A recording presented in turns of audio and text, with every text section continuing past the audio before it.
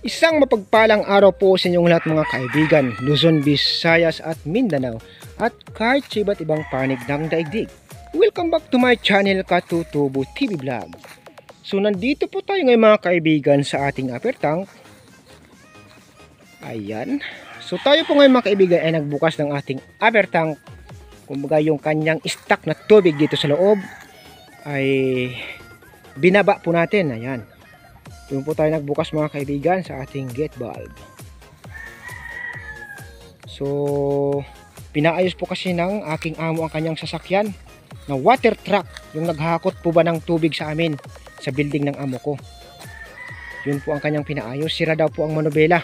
Matigas daw po kasi pihitin. Baka daw po kasi makadisgrasya pag nagtagal. Kaya pinaayos po nila ngayon mga kaibigan. So sabi sa akin, bubuksan itong upper tank or tubig ilat ang papaganahin ko para doon sa tangke at makasuporta doon sa building na ngayon ay ginagamit ng mga tao na nanunuluyan po doon sa kanilang retreat recollection. Ayan. So habang po tayo mga kaibigan naghihintay dito sa ating upper tank na nagbababa ng tubig, tayo ay naglibot-libot po dito kaya nila mga kaibigan sa puno ng kawayan. Ayan. Kailangan na po kasi natin itong mga kaibigan tabasin. Ayan, nagbagsakan na po mga kaibigan. At kailangan na rin po itong gagraskatirin mga kaibigan. Or lilinisin para maging malinis ulit dito mga kaibigan katulad ng dati. Ayan. So sa ating paglilibot mga kaibigan sa puno ng kawayan, mayroon po tayong isang at dalawa. Hindi lang pala isa, dalawa. Dalawa po sila ang ating nakita. So ito po ang aking isi-share din po sa inyo. Ngayon lang po ako nakakita mga kaibigan. Ayan. So disclaimer lang, this video is for entertainment purposes only. Tingnan natin mga kaibigan. Ayan. Ito po siya mga kaibigan. Itong kawayan na ito. Ngayon ko po lang ito napansin mga kaibigan. Ito po siya mga kaibigan ay sariwa pa. Kagaya po nitong isa. Ayan. So, sariwa po yung mga kaibigan. Parang magkatabi po sila mga kaibigan. Ayan. So sa tagal-tagal ko na po dito mga kaibigan, ngayon ko lang po ito napansin.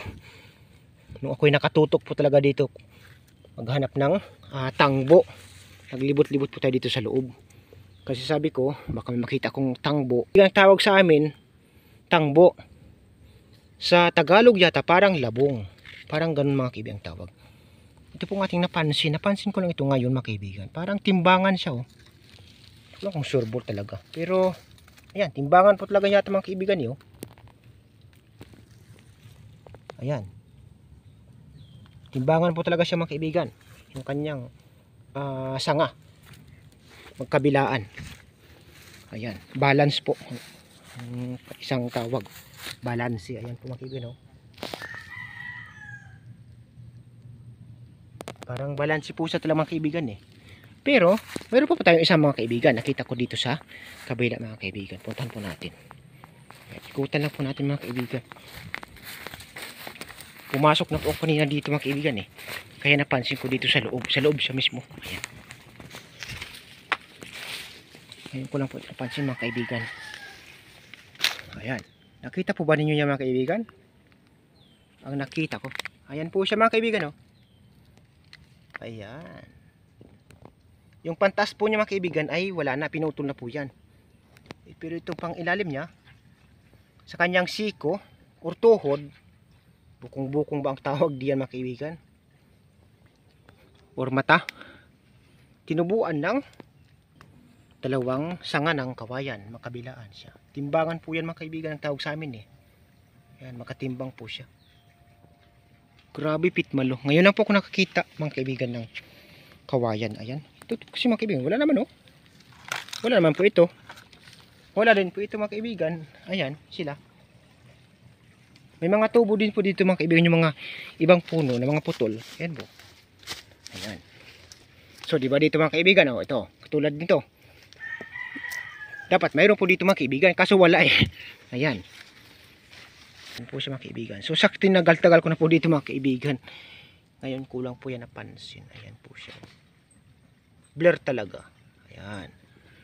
So kung ano po ang meaning nito or kahulugan ay hindi ko po alam. Ito ba ay natural lang na mayroon talaga ganito sa kawayan o Sabi nila ay incredible or kakaiba. Ayan. So matatawag po natin mga kaibigan na kakaiba. Sapagkat ang dami naman po dito mga kaibigan na ganyan. Ayan po. Wala naman po yung katimbangan mga kaibigan or katapatan. So, yun lang po ang naiba. Yung dalawang yun. Yung isa may kaibigan yung luma ay medyo hindi pa masyadong klaro. Pero ito talaga mga kaibigan, klarong klaro. Ayan. Maganda po siya mga kaibigan.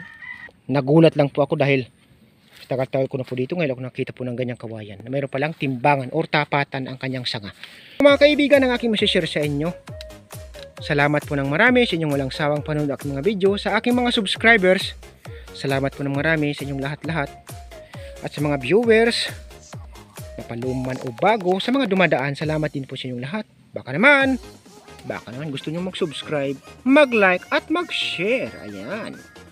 So tayo magpapaalam na po mga kaibigan. Ang ganda niyan talaga mga kaibigan. Oh. Tapatan talaga kanyang mata or kanyang sanga. So thank you so much po sa inyo lahat mga kaibigan. Tayo magpapaalam na. Baba na po tayo mga kaibigan.